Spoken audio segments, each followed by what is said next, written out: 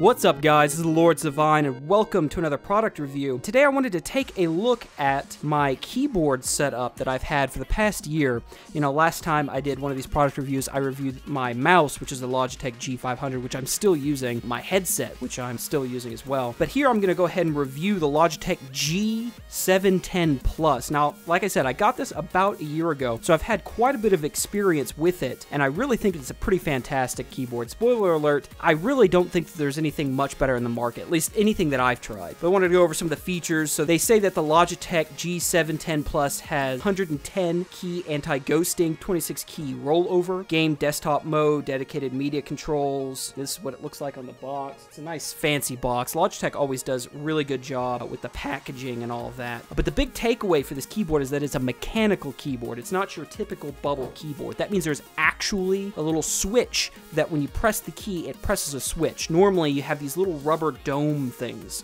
in a keyboard, and when you press the keyboard, it presses the rubber dome down onto a contact. Well, this actually has a spring-loaded switch that when you press the key, you press it. So that's really cool. So I just kind of want to go over some of the features on it before we actually get into how it works. So as you can see here, it's a full keyboard, so it's got your number keys over here, of course, your typical keyboard layout. And it's got some other things here, like here to the left, it's got these G keys, which we'll talk about here in a minute, but these are like extra gamer keys, Logitech with their G series kind of things. They also have some memory buttons up here at the top, and that definitely come into play with those G keys. And then up here in the top right, there's several controls for media playback. So you have your pause, stop, forward, back, mute, which this is awesome. Just having a one-button mute, I can just mute my system, turn it back on. If I'm talking to someone or I need to figure out something, this mute key is pretty much awesome. Then here, my favorite part about this whole keyboard is its volume knob. A lot of times you'll see a little rocker so you can rock it up and down for your volume controls. But in this case, it actually has a little knob that rolls, so I can spin it, as you can see here.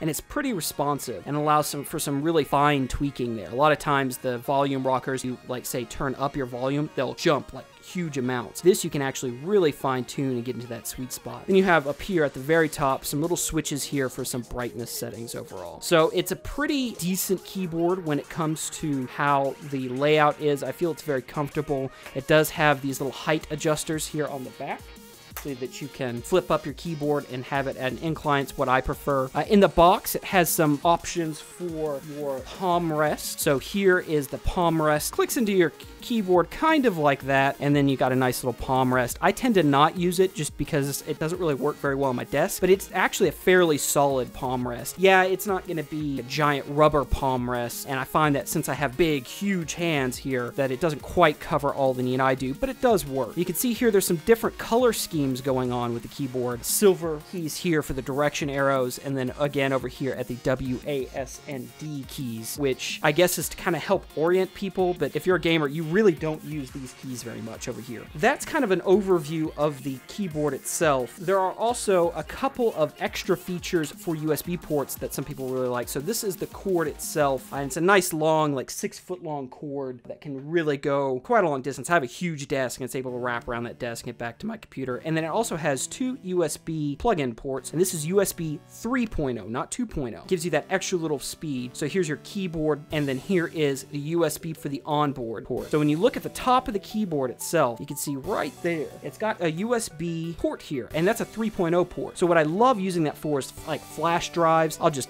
plug it into the top there, no problem. I don't have to reach down for my computer to plug anything, and it's actually really convenient. My webcam goes in there a lot, and I'll just plug it directly in. So I wanted to show you a little bit about the switches. So again, the big thing about this keyboard is that it's a mechanical keyboard, and right now it's the only mechanical keyboard that Logitech has. So I'm going to go ahead and pull off a key right now.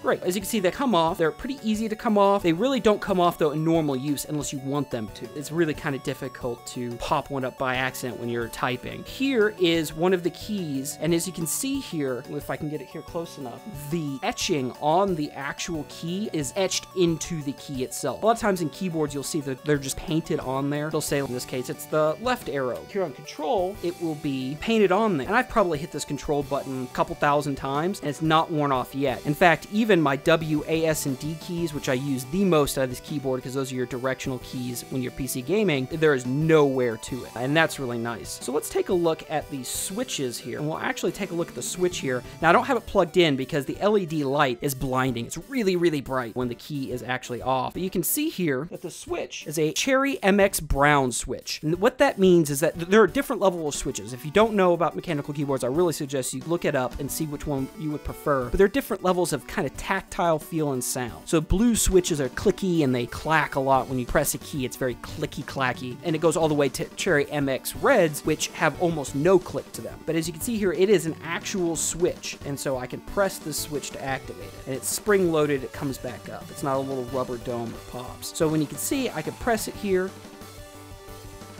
and it makes almost no noise. You're probably not even hearing that right now. But it still has a little bit of a click. When you get it all the way down, there's a little bit of a tactile bump. It's not really a click, it's a little bump, but it's good. It doesn't feel like clicky-clacky. Some people love that, and some people hate that. It's your own preference. So there are other options available, but I really feel like they're really nice for gaming. So I wanted to flip the key over itself to show you guys what's going on inside of the key itself. If you flip it over here, this is how it plugs into the key. So I can just put it back on top of it. It's going to press that key, no problem. This is how they help to reduce some of that noise when typing. You see this little O-ring? Helps to dampen the sound a little bit. So when you bottom out the key, press it all the way down, it helps to kind of soften that impact so there's not this loud click. And that really helps with recording. With my mic going and I'm playing a game and it's really intense, if I bottom out the keys, it's not quite so loud.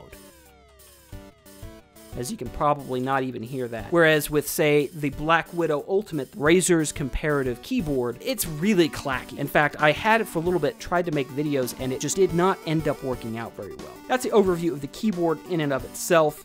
It's got a really solid design. It's really comfortable to use. Let's take a look at it when it's plugged in. Okay, so this is what it looks like all plugged in. There's a little bit of kind of glare from the camera, but overall, you can see that it's really, really bright LEDs going on here. You can really see it. It's white, but I kind of like this bright white that's going on. Of course, you can change your brightness over here. There are 6 levels of brightness in total, so this is off, that's all on, and you can control things separately. So if you just wanted your W, A, S, and D keys going, then you can turn off everything else, and then those would show up really, really bright. If I wanted just the W, A, S, and D keys off, I could do it that way, or I could do them both. I tend to usually have it on bright because it doesn't bother me at night when I'm typing. However, if it does bother you, you can lower it down to something like that. That's a much more reasonable thing. But the big thing to take away from the LED illumination of this keyboard is that each key is individually, I mean, just look how bright that is. It's blinding me right now.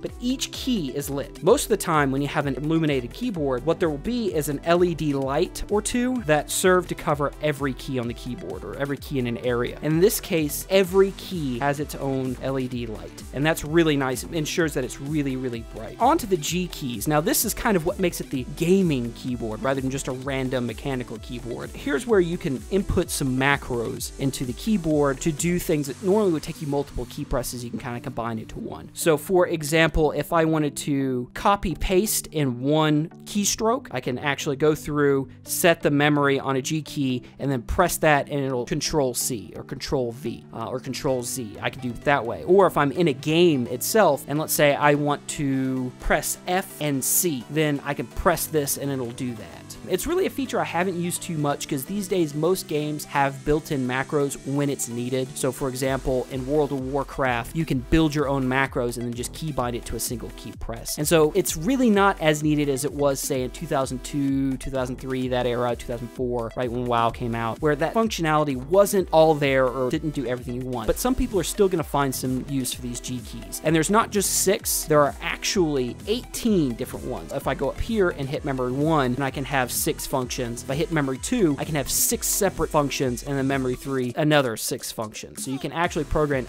up to 18 keys here. Again, I don't really use it for a whole lot. I actually use it for recording. I'll use these buttons to start my recording, stop my recording, pause my recording. So it's really useful for me in that, but I really don't use it too much in game. But I guess some people could use it. So my overall experience for this keyboard has been exceptionally positive. I've only had one issue. That's when I first got it, and that's with the space bar. See, space bars can really be be the Achilles heel of any keyboard because of how big the spacebar is, how difficult it is to make it a responsive press. But this Logitech keyboard has done really well. When you take off the spacebar, you can actually see that it is one switch followed by two dummy switches here that help to balance it out on both sides. And I beat the hell out of my keyboards. You guys who visit the stream know that, I might rage every once in a while, maybe punch a keyboard or two, but it has always kept working. I move it around a lot. I'm very hard on my keyboard. I use it every day, like 8 hours a day, and have had zero issues. And I've been really, really pleased with it. Okay, some things that may not be great about this keyboard. Now, the first thing is the glossiness on the keyboard. So you might see, even the course of this review, I have developed some fingerprints and smudges all over on this glossy surface. And I really don't know why keyboard manufacturers continue to use this kind of glossy surface on their keyboards, because it just attracts dirt, fingerprints, and that sort of thing. You get little smudges when you touch. The outside of it is this nice matte plastic, which doesn't get dirty or get a bunch of fingerprints, which is really nice. I just wish the whole keyboard was like that. My other minor gripe is the LED color. I wish I could change it to match my computer. White works. It doesn't clash with anything. It's just a very minor thing. Other than those two really minor gripes, I really don't have much to complain about this keyboard. I guess the worst con for people who are looking for a new keyboard is the price. It is fairly expensive. I originally got it for about $150. You can usually get it cheaper than that on, like, say, Newegg or Amazon, but it is a fairly hefty price. And a lot of you might be wondering, why spend so much on a keyboard? And it's just that mechanical feel. If you feel like those rubber dome type keyboards, your regular keyboards that you usually see with a computer, aren't working for you, this mechanical keyboard may be a good touch. Alright guys, that's going to do it for this review of this keyboard. If you thought it was helpful, please leave me a like below and leave me a comment. Let me know what you think about this keyboard if you have it. If you don't have it, if you have any questions, feel free to ask me in the comments and I'll let you know. Otherwise guys, I will see you later. Peace.